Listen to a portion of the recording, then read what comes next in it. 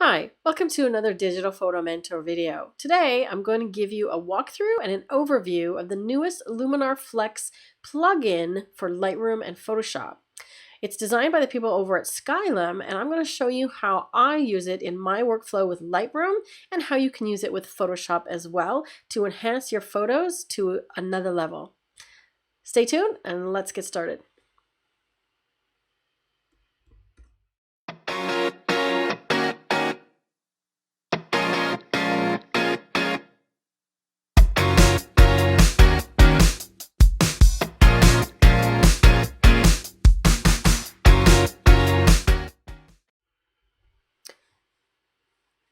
Okay, here we are inside of Lightroom. You may recognize this environment if you are a Lightroom user. So I've got several images picked out to show you how the Luminar Flex works as a plugin for Lightroom. So it actually handles raw processing. What I want to address at the beginning though is that the Luminar Flex plugin is going to be replacing, if you have Luminar 2018 and Luminar 3 already and you use them as a plugin for Lightroom, there may be a free upgrade for you to Flex, because Flex is going to be replacing Luminar 3 as a plugin. So I'll put more information in that in the text in the post below the video, but if you have an older version of one of those two, you may qualify for a free upgrade. So check that out first. Okay, so moving forward, what they're going to be doing is Luminar 3 is their standalone raw processor, and Flex is the plugin that will work with other software. So it works with Lightroom, it works with Photoshop, it even works with Apple Photos. Not 100% certain on Elements, you'd have to check on that, but I know that it works with those three for sure. So I've got a few images here to show you how it works, and because Luminar is a raw processor, you can actually now open your raw file directly into the Flex plugin. Okay, so normally when you open an image in Lightroom in another program, you right click it and you will choose export and then choose the program that you're going to send it to. Okay, if you do that, you can see here with Flex, I actually have a copy, I have a choice. I can choose edit a copy with Lightroom adjustments. So if you've already done some edits, and I'll show you a couple where I do that because that fits more with my workflow. I will do my basic editing in Lightroom first, then I'll bring it over to Flex. Okay, or I can open source files. So open source files means it's going to open the raw file with no edits. Okay, the other way that you can open it is going to the file menu, plug in extras, and then transfer to Luminar Flex. Now you notice here there's only one choice. Okay, so if I choose that, it's going to open the original raw file directly into the Luminar Flex plugin. And while it's doing that, I'll take a moment to tell you that I think the name they've chosen for it is really fantastic, and it's really fitting because it is very flexible. And I'm hoping I'll show you a few things that will convince you that you would agree with me. So once you open it up, this is what it looks like. If you've never used Luminar before or Flex, it works with filters. Okay, so instead of having the basic sliders that you're used to in Lightroom and Photoshop, it works with different filters. Okay, so here's the entire filter catalog. You'll see that some of them are orange, so that means that you can add them to your favorites. Okay, so for example, if I wanted to add denoise, if you just hover over it, it'll show you a little bit of information about that filter and what it does. And I can click the little star here to add it to my favorites. Okay, they're also categorized in sort of essential, issue fixtures, creative, and professional. And you can sort by any of these things up here in this top menu. So any of the ones that I've added to my favorites, I can see really quickly and I can get to them right away. I can also see which ones I've used most recently, which is also helpful. Okay, so for this particular one, I'm just going to turn the catalog off for the moment. Okay, and have a look over here on this right panel. Okay, so if the right panel is not showing, you can toggle the panel, and you can toggle the little thumbnails for the looks at the bottom. Come back to that. Okay, so you can have a larger viewing area for your image. So I've toggled those off so we can see the image bigger. And now what we have here, the first menu is what's called the workspace. So inside inside Luminar, it's going to be tricky to confuse the two or keep the two separate. Inside of Luminar, there are several pre-view defaults that come with the program for different things. Okay, so image aware is going to have the AI filters. Intensify is going to add lots of detail and sharpness. If you're working with an image you want to convert to black and white, you might choose that one, or you might choose portrait if you're working with the portrait, and we'll try that one as well. So let's work with the image aware on this one. And all the workspace means is that it's pre-chosen several filters for you. So if you have a look, you can see the filters that it's chosen here. Doesn't mean you have to use them all. It just means that if you want to use this workspace, those are the ones that are available. You can add and remove them as you wish. Okay, so there's no foliage in this one, for example, so I can just click this little X and that filter goes bye-bye. Okay. So the ones I want to work with on this image are the Accent AI filter, and it's in the newest version in this Flex plugin, 2.0. And they've done a lot of really great work on it, so that what it does is it analyzes your image and it tries to figure out what best to do to your image overall. So I'm going to pull it all the way to the top to 100. Generally, when I'm processing, especially if I'm using a new processor or a new tool, I'm going to take it to extreme, see what it does, and then scale it back to where I feel that it works for that image. Okay, so take a look at what it's doing here. It's bringing up the shadows, it's enhancing the color, and it's bringing down the highlights. It's done a really nice job, right? So if I wanted to just stop there, I'd be happy with that image. Okay, so let's leave that one there. So what it's doing that is new is it's not over enhancing the skin. Okay, so it knows that these are people and it's not oversaturating the skin. And it's also trying to avoid halos around the subject that you can often get when you're pulling this kind of tool, whether you're pulling the shadows up or the highlights down. You'll often get a halo around the subject. And it's done a pretty nice job here. Like if we zoom in, you can see there's no halo. It's really nice and smooth around the edges. So the next one I'm going to try is the AI, so that stands for Artificial Intelligence. It's analyzing for you, Sky Enhancer. So let's do the same thing, pull that one all the way. Okay, so to me, that one's going a little too far, and this is going to depend on the image as well. But look at the nice job that it's done keeping no halos again.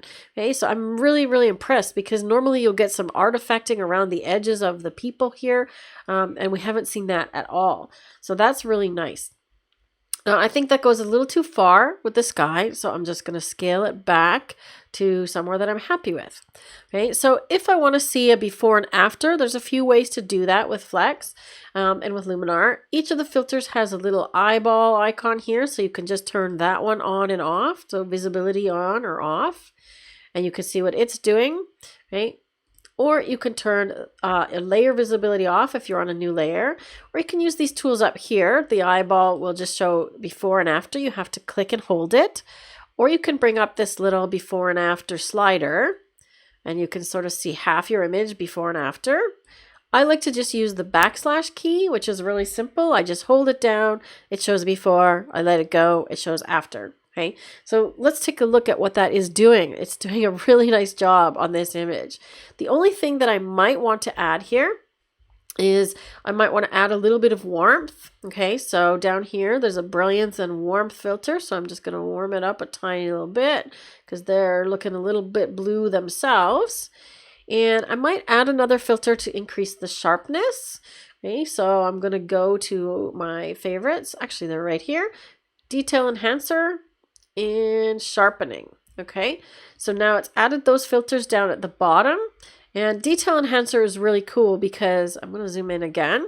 What it does is it allows you to increase the detail clarity in different areas. Okay, so this is very different than what you can do inside of Lightroom. It's kind of like the clarity slider, but with a lot more refinement. Okay, so I can choose medium details and enhance just those things. So notice it's not really doing anything to the sky. Or I can choose small details, so then it's looking at minute little things like even enhancing the texture in his skin, and now it is picking up even detail in the sky and adding a lot of noise. So I generally avoid too much small detail. I like to increase the medium detail, and if you actually go minus on the large detail, you'll take things like the sky and keep it nice and smooth. Okay, so I like to go negative on that one. And then I'm going to bring up the sharpening a little bit. And you can see that it also has things like radius and masking, as well as the sharpening tools in Lightroom. Okay, so same things apply. You can turn it off and on.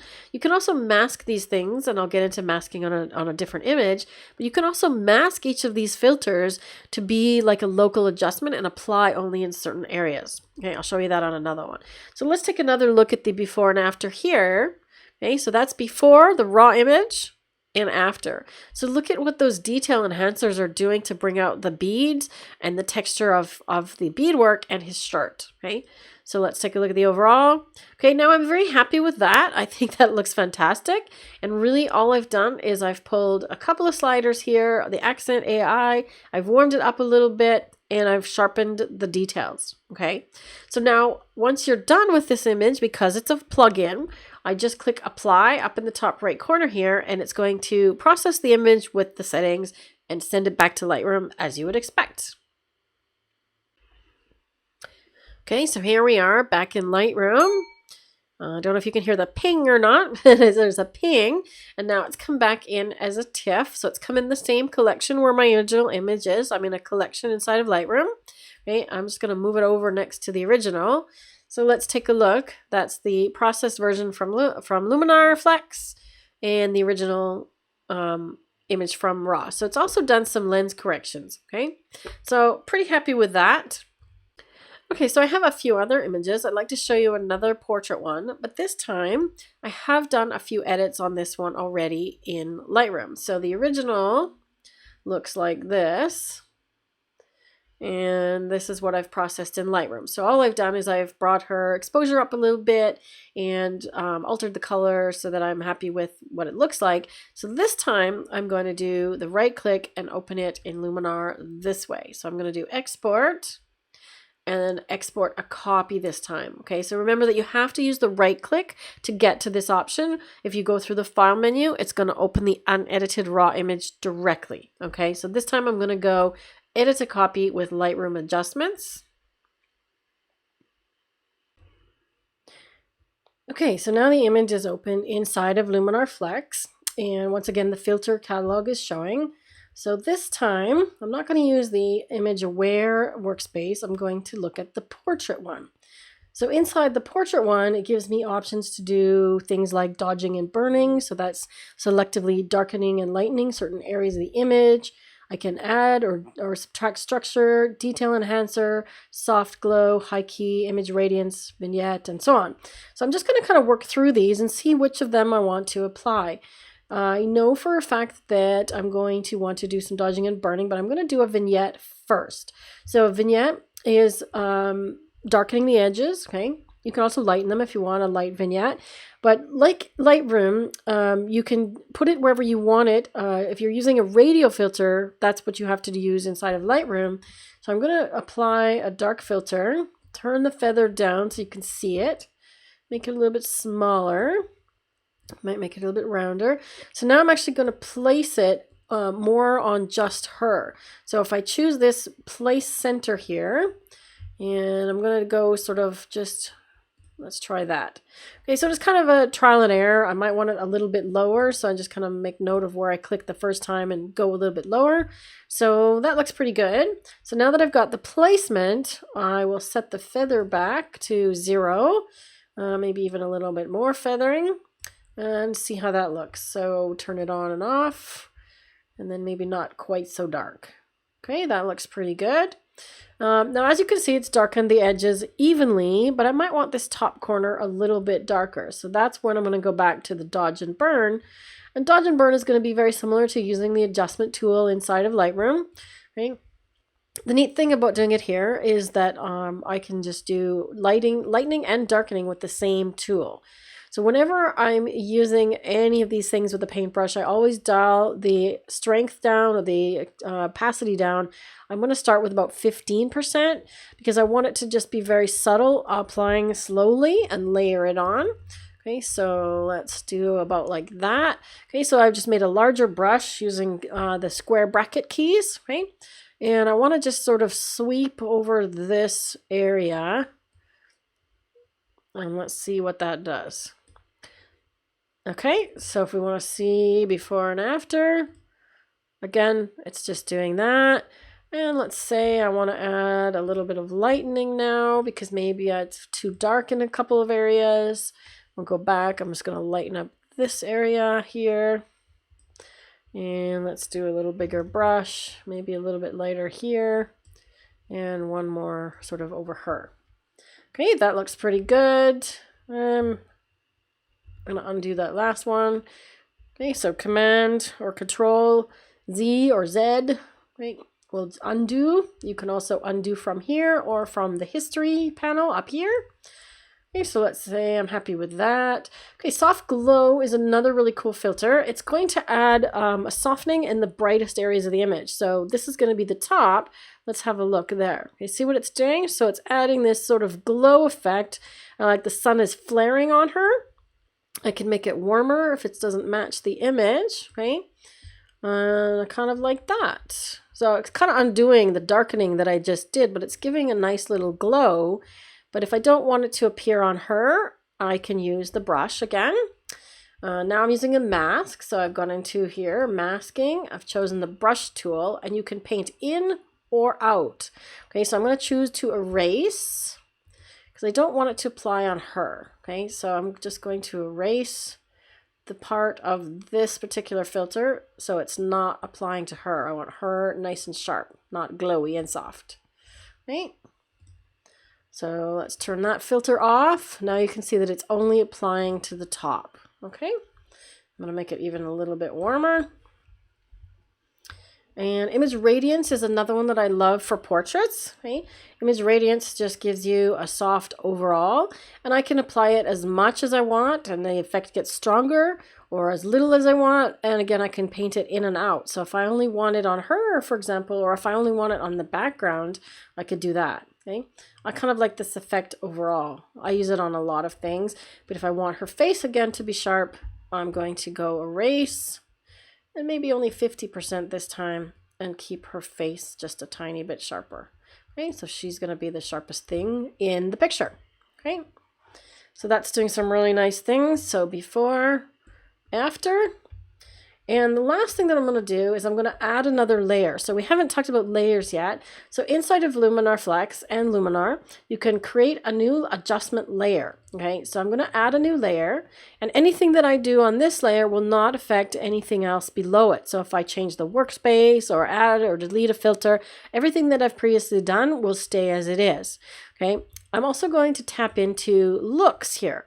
So I've turned on these little thumbnails at the bottom. So what comes with Flex and Luminar is several sets of what they call looks. So that's like your presets inside of Lightroom. Okay, so I'm going to find one that's for portraits. So it comes with several already, and if you upgrade or get the new Flex before, I believe it's July 29th, don't quote me on that, you will get about 300 new ones absolutely free. Okay, so if you're going to upgrade and get the Flex, do so right away so that you get a bunch of these looks. So I'm in the portrait set, and there's some called female portrait, male portrait, dreamy portrait. So I'm just going to click on female and see what we get. So that's really nice golden glow. Let's try the dreamy one. Okay, so the neat thing about these looks or presets is that, again, they're totally customizable. So you can pick one that you like and then dial it down. Right? If I want to try a black and white one, there's a black and white one. Well, that's kind of neat. Okay, smooth portrait. Let's see the difference between that one and female portrait. So that's not bad. Female portrait is like a little bit golden. So I prefer the smooth one. I like the colors of this one better. Right, so if we want to see what it's doing, just dial it down to 0 and back up to 100. Okay, so it's doing some really nice things. Now let's say we make some changes to this particular setting. Okay, so it's applying things like an Orton filter, an Orton vignette, structure is minus, and so on. Develop, it's bringing the highlights down. So if I made some modifications, I can actually save this as a new filter, as a new preset. Okay, so I'm going to just say, let's dial the softness down a little bit. Let's give it a bit more contrast and not quite so much vignette because I've already applied a vignette. So if I want to save a new one, there's a little thing down at the bottom here. It says Save Luminar Look. Just click it and you can save it as a new one. And I'm just going to put my name on it. So I started with the smooth portrait and then I'm just adding my name on it, and it's going to save it under User Luminar Looks. Okay, so that's one of the options down here at the bottom. So User Looks, if I go in there, that's where it's going to be. Okay, if there's some that I like, let's say these portrait ones, I say, okay, I really like the dreamy portrait one.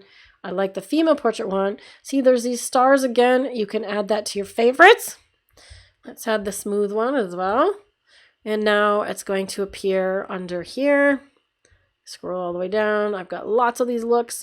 There's ones that I have favorited. Okay, so you can tweak the ones that are there and save them as your own new looks, or you can use ones that are already pre-existing in the program and save them as your favorites, the ones that you're going to use more often. Okay, so let's take a look at the before. That's Lightroom only. And that's Luminar. So I really like the glow that it's added and the color here. I'm going to apply it and wait for it to pop back into Lightroom. Did you hear the ping? And there it is. Coming. And there it is. Okay. So let's do the before and after again. So that's the one that just came from Flex. And that's the original Lightroom image. Okay. Okay, so let's go to the next image. Now, this one I'm not actually going to process for you, but the reason I've called this one up is this is a DNG file format.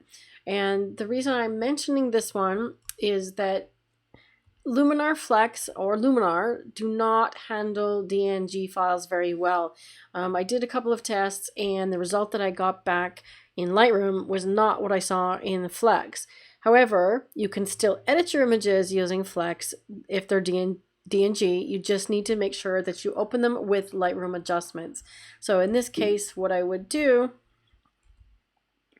let's go over here. I would just develop this one the best to how I want it to look inside of Lightroom, and then send it over to Luminar. Okay, so I'm gonna do a right click, go export, and then I will choose edit a copy with Lightroom adjustments. Okay, I'm not going to go ahead and do that because I'm going to use the same AI filters that I did on the first image from the powwow.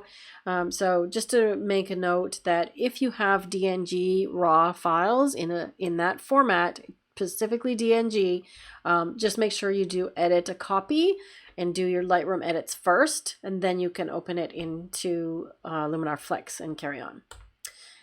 Okay, next one I want to show you is actually inside of Photoshop. So this image here, I'm going to show to you in Lightroom. Hopefully I've got a before and after. Okay, I did a couple of little edits in Lightroom here. Basically, I just added an edge vignette, but this is how the image looks pretty much out of camera. And when I shot this image, this is in a street in Paris, I sent the image to my phone using the Fuji app, and I processed it in Snapseed just to put up on social media real quick. And I actually liked what I got out of Snapseed better than what I could get out of Lightroom. You know, I've kind of played with the color a little bit. I think I've added maybe a split toning at some point, and I just couldn't get it looking how I wanted. So what I'm going to do is I'm going to open this image in Photoshop. Okay, so I've already done the same, I opened it in Camera Raw and did the same thing. I darkened this edge a little bit, but basically this is how the image pretty much looked out of camera. And I'm going to show you how the Luminar Flex plugin works for Photoshop. So if you're working inside of Photoshop, generally always I create a new layer. I will do that by Command J. So I'm always working on a new layer. And I want to add this as a smart layer or a smart object. So I'm going to right click it. No, not on the thumbnail. I'm going to right click over here. There we go. Convert to smart object. Okay, so now it's got this little symbol in the bottom here. Okay, so you can see that right here. That means that this image, this layer is a smart object. Okay, so anything that I apply to it, any filter, including Luminar Flex, is going to apply as a smart object, meaning that I can go back anytime later and re-edit it. Okay, so let's take a look at how that works.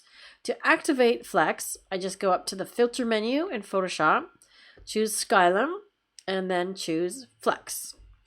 Okay, now if you're working with other plugins, you may see a bunch there like I have. If you see the Luminar 3 one, again, that is going to stop working as a plugin in future iterations of that program. Okay, so this looks familiar now. This is exactly the same thing as we just looked at when we went from Lightroom. Okay, so for this one, I want to play with a clear workspace, and I'm going to play with some of the looks, some of the presets. Now what I did was, just to save time, I went through some of these analog ones that I got from the Skylum website that came with the bundle. There's a bunch that come with it, and I've got some looks that come from Nicole S. Young. Hers are really great. You can get them on her website. I'll put a link to those as well if you want to check them out. And I was just playing around because I wanted to have this sort of antique look to this image. So these are a few that I added to my favorites. Remember, I was talking about adding new different looks and make them into your favorites. So this is my favorite folder, and I've added a bunch. So I'm just going to kind of click through them and see which one grabs me for this image in terms of the mood and the look that I was going for here. So that one's kind of nice. So that's, I'm going to remember that's 1-9 film looks, right? Now some of them are applying different colors. There's maybe a cross processing, color mapping, all kinds of different techniques are being applied in these different presets. But I'm just looking for one that gives me the closest to what I had envisioned for this shot, right? So I'm going to go to the end here. Okay, so now these are the heirloom ones by Nicole S. Young. And she's also added a texture screen with these. So I could apply this and then play with the texture screens, or I could apply a texture screen in Photoshop, okay? Because I'm already opening this image in Photoshop, I would probably just go for the looks that I like and then apply texture separately. Okay, so I think I'm going to go back to that one that we started with. What did I say? It was 1-9. Okay, so this one. So let's say I really like this one. Now I can see what it's doing over here on the filters, right? So I can do the same as I've done before. I can play around with the sliders. Right? Do I want to increase any of these things? I actually want to increase that one. I kind of like that. Okay, so now there's a matte look. Oh, that's kind of cool. I want to increase that maybe a little bit more. I'm going for sort of an antique look here, right? Oh, now that's looking like something that's really cool. And remember, I can dial the whole thing up or down, right?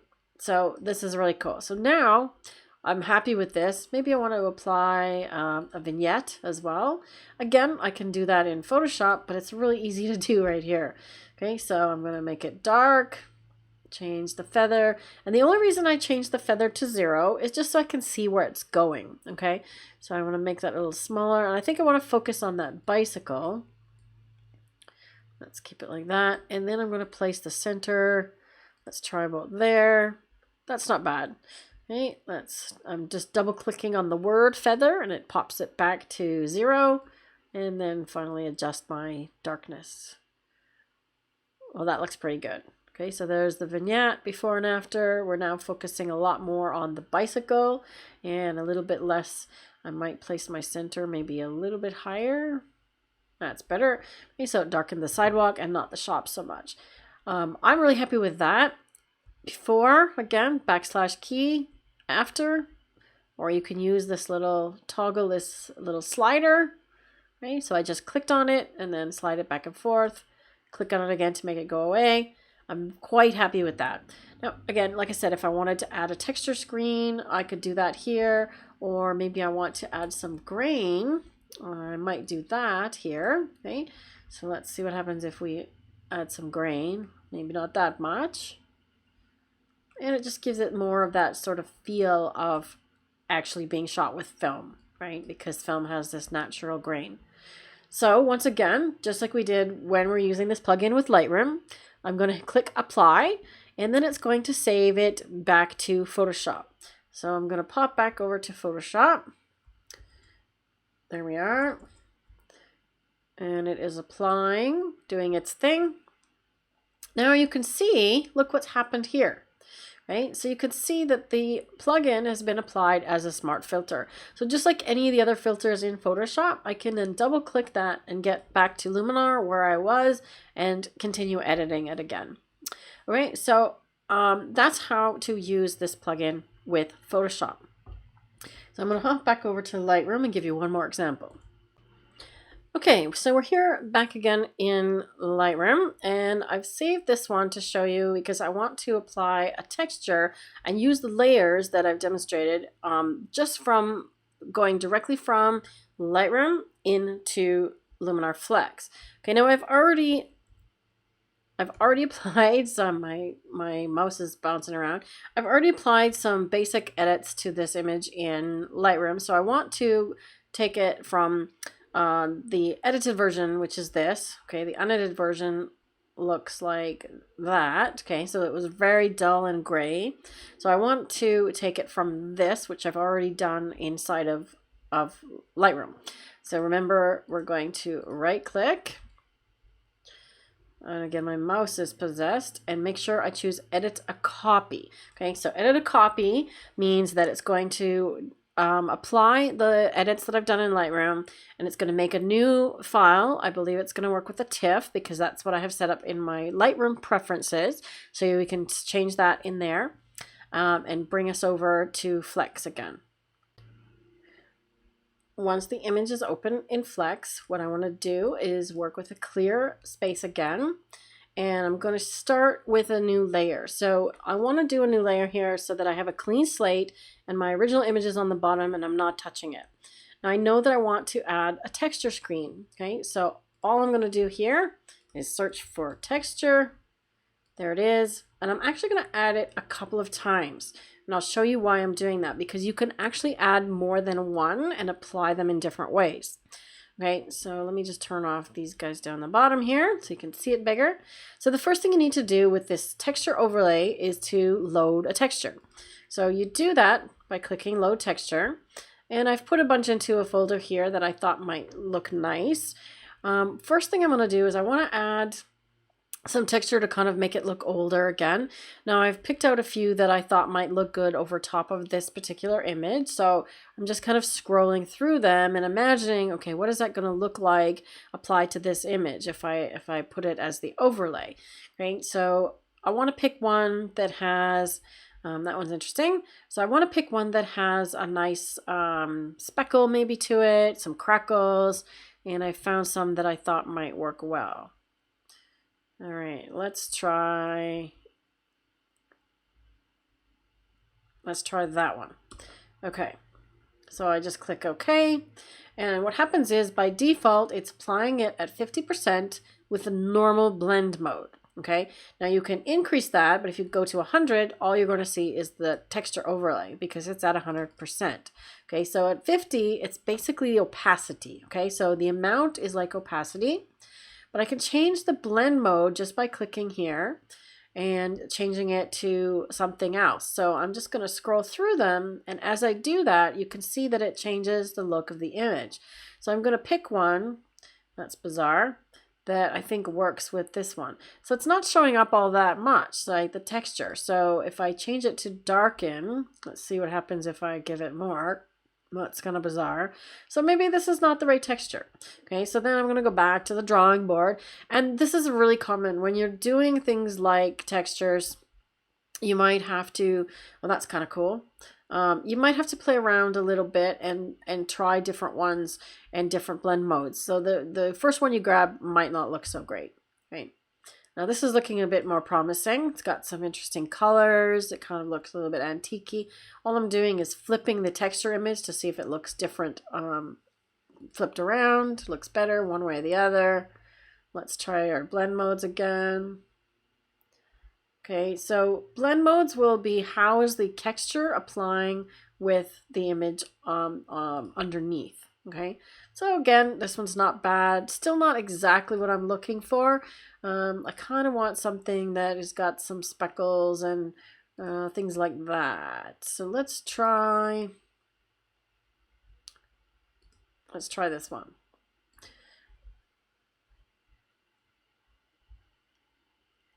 Okay, now we're getting closer to what I was looking for.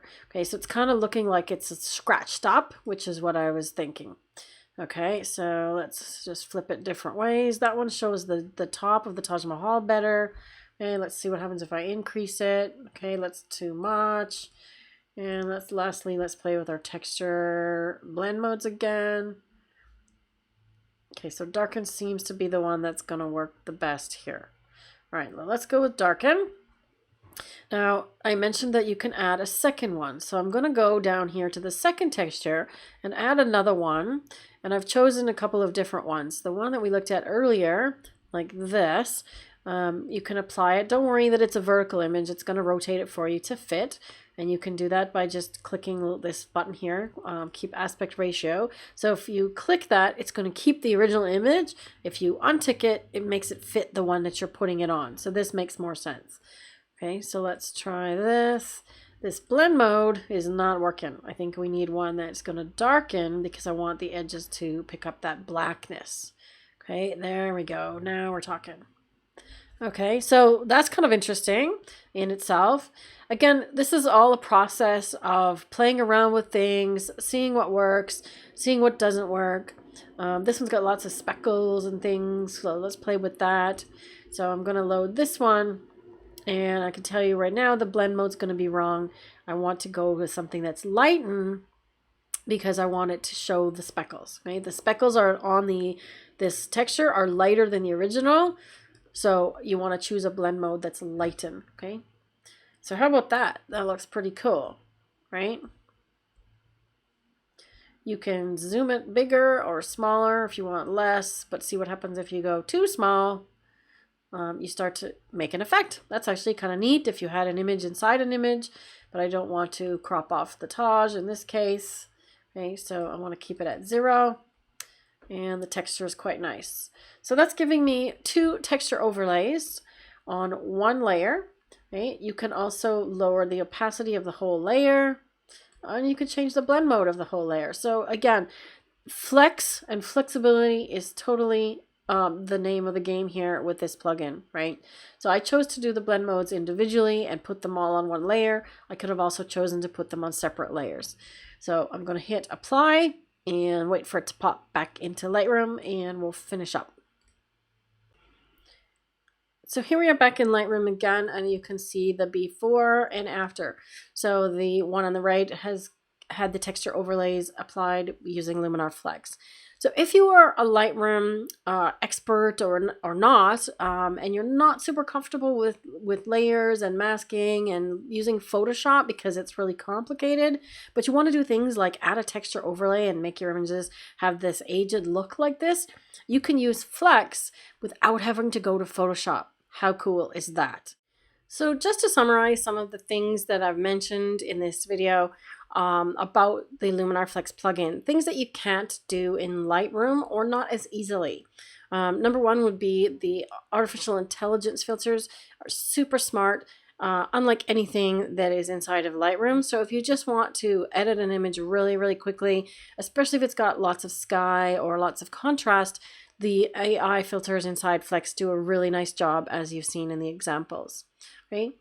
Number two, if you're working with things like where you want to increase the details in certain areas, you can do that with much more precision using the details for small, medium, large, and then the masking ability inside of Flex, which you don't have inside of Lightroom. Clarity increases the edge contrast, but you can't control which parts of your image it applies on. You have to literally paint it in. So Flex will be quicker for you and be a little more targeted with your detail and your sharpness. Okay. And lastly, you can work with layers inside of Luminar Flex, and you cannot use layers inside of Lightroom. So if you're currently using Lightroom and you want to do things like texture overlays, or even adding like a cloud layer and replacing a sky, you can do that inside of Luminar without having to go to Photoshop. So if you have an aversion to Photoshop, or it's just too complicated or takes too long to use, you can pop in and out of Flex really quickly and do a layer. Okay. So I've double checked on a few of the details of this new launch, and I'm just going to read them for you, so pardon me. Well, I'm looking at my screen here. So if you have Luminar 2018 or Luminar 3, you can use it as a plugin for Photoshop, Lightroom, Photos on macOS, Photoshop Elements, or Aperture. Okay, so you can use that plugin with all of those programs. So if you're using any of those, be sure to get Flex.